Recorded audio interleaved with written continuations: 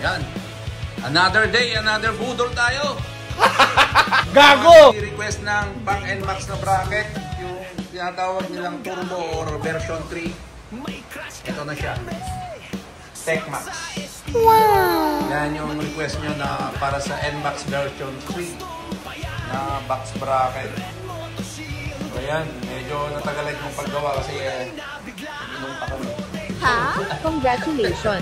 So ano yung nakikita nyo na to? Bagong model naman para sa X-Max version 2 at version 3. So yan, powder coated po siya ng gunmetal. Tapos jet black naman yung pinaka pipe niya. So natatanggal po ito.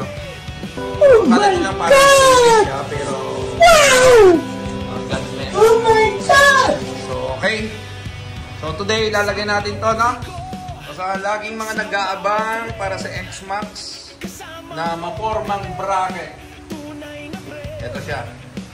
Ito na yung mapormang bracket. So hanggang ilalim niya merong siyang bracket para diba. So sa NMAX kasi, sa NMAX V3 meron kaming tatlong klase ng bracket. So ito yung pinaka-astig at pinaka-magandang bracket para sa NMAX V3 ninyo. So yan, hintayin nyo at ilalagay natin na. A few moments later. NMAX version 3. Ito yan. TechMax or yung standard. Ito na yung wala awat ha? Wala awat ha? Although may dati na kaming box bracket dito. Then marami nag-request ng bagong design na astig na. So ito, gumawa tayo. So yung grab bar niya, grab bar intact pa rin. Andyan pa rin yung grab bar niya. Yan, kung mapapansin nyo, yung pinaka-top plate niya is nakahulma mismo sa grab bar niya. Yan. So plug and play din ko hanggang sa pinaka-ibaba.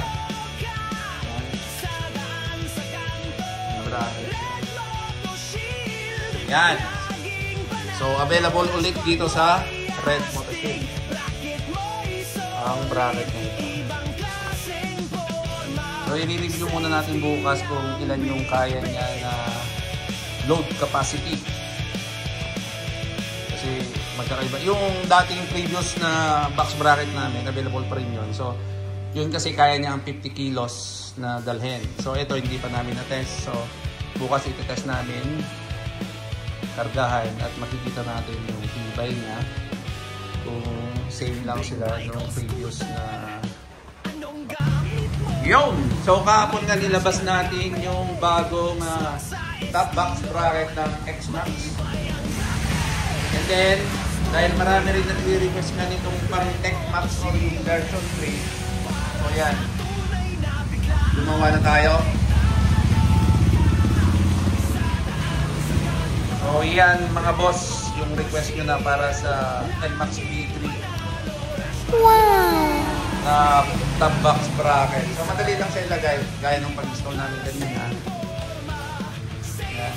Pero bukas i-road test pa natin yan para malaman natin kung ilan ang capacity na kaya niya habang tumatakbo siya. Kasi yung previous bracket namin, casted na rin yun.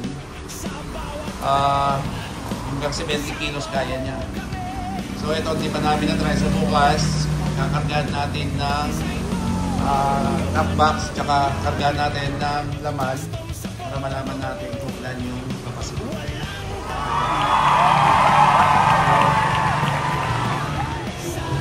Yan din yung para sa ADV 160. So yan yung mga product na bago sa Red Motorshade. Sa mga nagtatanong kung lalagyan din namin o magdi-design din kami ng side pannier bracket dito, yes. Yeah! So, magdi-design din kami ng side pannier para sa mga box na to. Gaya nung ginawa namin sa ADV 160. So, hinihintay lang natin ngayon yung unit na 350 na ADV para magawan din na naman natin ng top box tsaka crash guard. So, ipakakita ko na pala yung crash guard ng NMAX V2. Mapapansin nyo, may lagayan na siya ng ilaw dito. Papatong mo na lang.